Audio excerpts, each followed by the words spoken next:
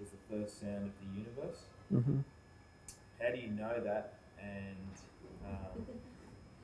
and what's your understanding or maybe belief of how the universe was created?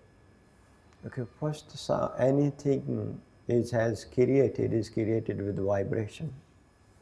And vibration means is movement. Vibration means movement, speed in there. Anything is moving, it must have sound.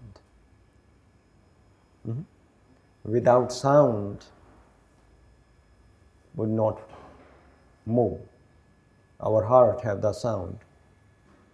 It's moving. When it's not moving, then it will be stopped. So what that sound yogis found, that's the sound like a om.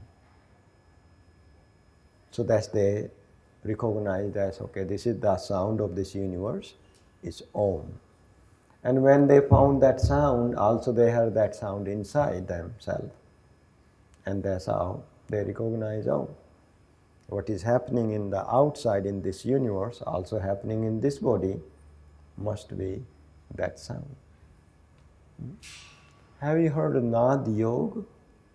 Sometime you close ear and you hear the sound, like a buzzing sound. Anyone hear that? Yeah. So that's the sound of the Om.